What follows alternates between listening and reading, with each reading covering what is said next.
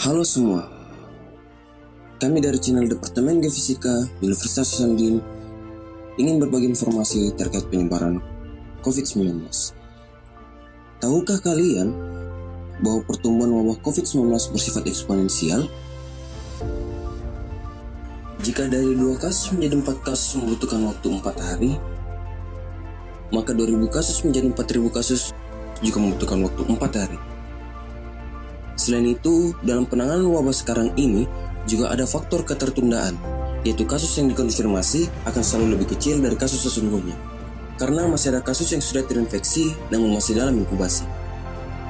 Jika terus seperti ini, skenario terburuknya adalah 60-70% penduduk Indonesia akan terinfeksi virus COVID-19, dengan tingkat kematian 1-4% atau sekitar 1,6-7,5 juta jiwa yang meninggal. Parah kan? Jumlah kasus pada bulan April yang sesungguhnya telah mencapai skala belasan hingga puluhan ribu kasus. Namun yang terkonfirmasi hingga saat ini hanya ribuan kasus saja.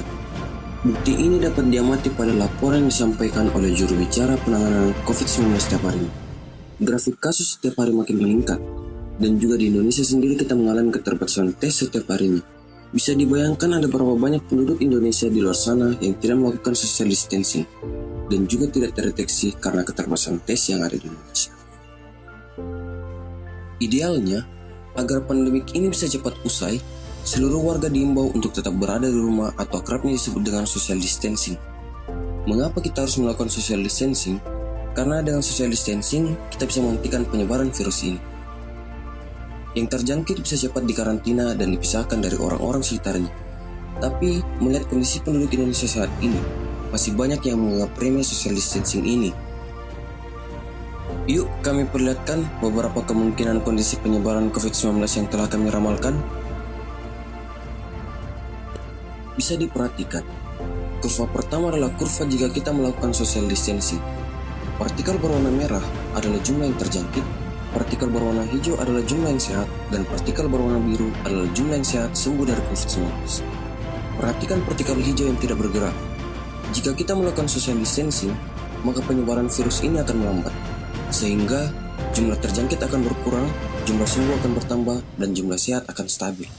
Sehingga kemungkinan terburuk yang tadi kita bahas tidak akan terjadi. Dan sekarang, jika kita tidak melakukan social distancing, perhatikan pergerakan partikel, sangat cepat bukan? Perhatikan juga grafik di samping. Jumlah yang sehat terus menurun dan jumlah yang terjangkit semakin banyak. Dan lihat, akhirnya ada banyak jumlah yang meninggal. Pada akhirnya, partikel yang tersisa hanya sedikit dan tidak ada lagi yang terjangkit COVID-19. Inilah skenario terburuknya, jumlah penduduk hanya tersisa beberapa persen. Yang terakhir adalah kemungkinan jika dari awal kita melakukan lockdown.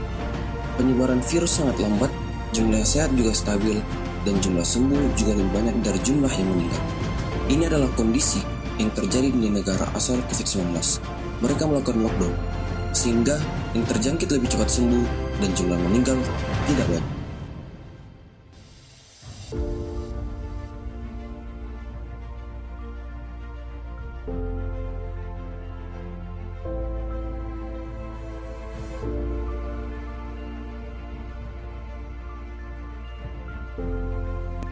Sebenarnya, pemerintah juga berharap seluruh warga Indonesia tetap patuh melakukan social distancing.